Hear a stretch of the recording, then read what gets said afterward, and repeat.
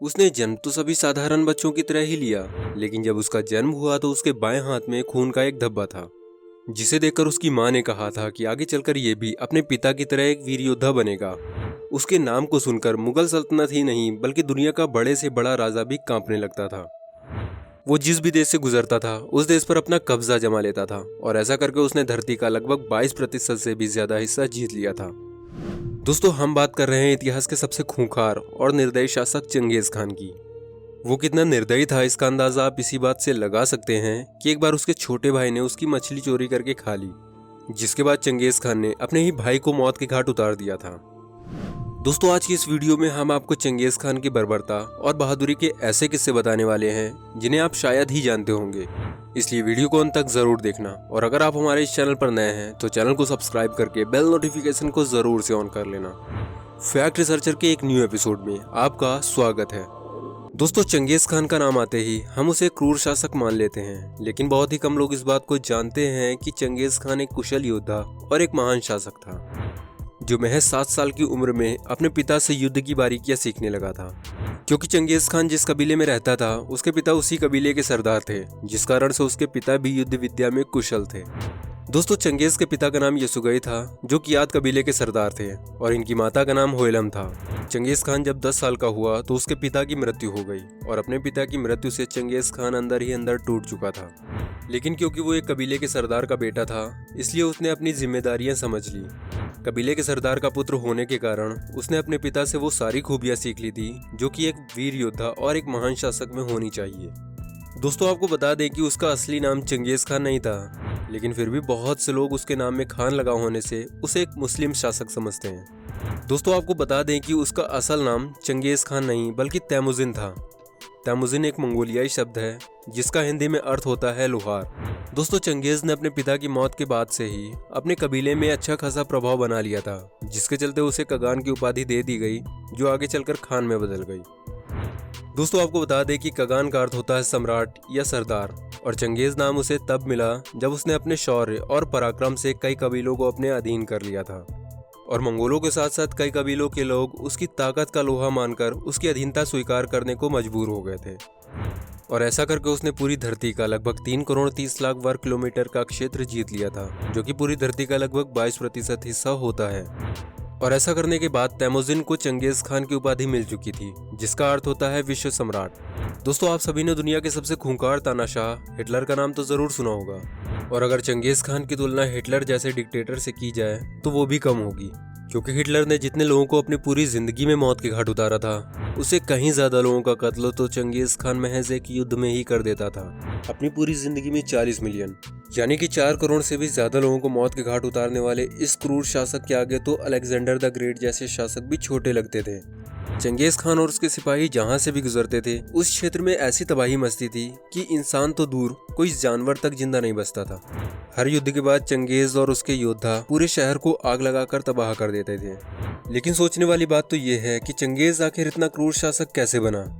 दोस्तों, जैसा कि अभी हमने आपको बताया कि जब उसकी उम्र महज 10 साल थी तभी उसके पिता का देहांत हो गया था, जिसके बाद महज 12 साल की उम्र में तैमुजिन की शादी बोरते नाम की एक लड़की के साथ करा दी गई। लेकिन तैमुजिन का ये वैवाहिक जीवन ज्यादा दिन तक अच्छा नहीं चल सका। दरअसल एक दिन पड़ोसी कबीले वालों ने तैमुजिन की गैर हाजिरी में उसके कबीले पर हमला कर दिया और बोरते को उठा ले गए। जब ये बात तैमुजिन को पता चली तो तैमुजिन ने ये निश्चय कर लिया कि वो बोरते का बदला लेकर ही रहेगा। जल्दी ही उसने अपने भाई जम्मुका के साथ मिलकर मरकिट कबीले पर हमला कर दिया और अपनी पत्नी को सकुशल वहां से छुड़ा लिया। दोस्तों, अब हो सकता है कि आपके दिमाग में भी एक प्रश्न आ रहा हो कि क्या पूरी दुनिया में राज्य करने वाला चंगेज खान कभी भारत की तरफ नहीं बढ़ा, या फिर उसने भारत पर अपना कब्जा क्यों नहीं किया। दोस्तों, आपको बता दें कि चंगेज खान सभी धर्मों से मिलने वाले नैतिक मूल्यों और उनसे मिलने वाली सीख का पालन करता था, और उन्हीं धर्मों में से एक धर्म था बुद्धिज्म। आपकी जानकारी के लिए आपको बता दें कि चंगेज खान बुद्धिज्म धर्म का पालन करता था और भारत बुद्धिज्म धर्म की जन्मभूमि थी, जिसके चलते कई इतिहासकारों का तो ऐसा मानना था कि चंगेज खान के भारत पे हमला न करने का सबसे बड़ा रीजन तो यही था। इसके अलावा एक ये भी कहा जाता है कि जब चंगेज खान ने ईरान के ऊपर हमला किया तो वहां का राजा अपनी जान बचाने के लिए भारत आ पहुंचा और दिल्ली में आश्रय लेने चला गया। पर चंगेज खान के डर से दिल्ली के सुल्तान इल्तुतमिश ने उसे अपने महल में आश्रय नहीं दिया, और शायद ये फैसला उनका बिल्कुल सही फैसला था, क्योंकि चंगेज खान से दुश्मनी का अंजाम दिल्ली के सुल्तान इल्तुतमिश बहुत अच्छी तरह से जानते थे। और इल्तुतमिश के इसी फैसले के चलते चंगेज खान ने कभी भारत पर हमला ही नहीं किया। दोस्तों 12वीं शताब्दी में एक समय ऐसा भी था जब चाइना मंगोलिया पर अत्याचार करके उन पर राज्य किया करता था, लेकिन गेंगिस खान की कुशलता और बहादुरी के चलते चीनवासी इतने ज्यादा बेबस हो गए थे कि उन्हें सेल्फ डिफेंस और गेंगिस खान को रोकने के लिए एक दीवार बनानी पड़ी। और ये कोई ऐसी वैसी दीवार नहीं थी, बल्कि इसी दीवार को आगे चलकर the great wall of China भी कहा गया। लेकिन दोस्तों जैसा कि हमने आपको पहले भी बताया कि गेंगिस खान पूरे के पूरे शहर को आग लगाकर तबाह कर देता था, और ऐसे पूरे शहर को तबाह करने वाले गेंगिस खान को एक दीवार क्या रोक सकती थी। और चाइना की इस ग्रेट वॉल को पार करके उसने जिन एम्पायर को अपने कब्जे में ले लिया था। दोस्तों हर योद्धा की तरह चंगेज खान की मौत होनी भी तय थी, और साल 1227 के अगस्त महीने में दुनिया के इस सबसे क्रूर शासक ने अपनी अंतिम सांसें ली। पर दोस्तों चंगेज खान की मौत आज भी किसी पहेली से कम नहीं है, क्योंकि चंगेज खान की मौत कैसे हुई उसके बारे में अलग अलग इतिहासकारों की अलग अलग राय है। पर एक चीज जिस पर सभी इतिहासकार एक राय रखते हैं वो ये है कि चंगेज खान ने अपने बेटे और गुलामों को ये कहा था कि उसकी मृत्यु के बाद उसे ऐसी जगह पर दफनाया जाए जहां कोई उसकी कब्र तक ना पहुंच सके। और यकीनन उसके बेटों और गुलामों ने चंगेज खान की इस आखिरी ख्वाहिश को पूरा भी किया। और चंगेज खान के मरने के बाद उसे एक खुफिया जगह पर दफना, उसकी कब्र को दफनाने के बाद उसकी कब्र के ऊपर से करीब 1000 घोड़ों को दौड़ाया गया, ताकि उसकी कब्र इस तरह दफन हो जाए कि कोई भी इंसान लाख कोशिशों के बावजूद भी उसे ना ढूंढ सके। और सच में आज तक उसकी कब्र को कोई भी इतिहासकार ढूंढ नहीं पाया है। हालांकि कुछ इतिहासकार उसकी कब्र को ढूंढने का दावा करते हैं, लेकिन बाद में वो सब झूठ साबित हो जाते हैं। इसके अलावा दोस्तों आप में से शायद ही किसी को ये बात पता होगी कि चंगेज खान को दफनाते वक्त उसके साथ 40 औरतों और 40 घोड़ों को भी दफनाया गया था।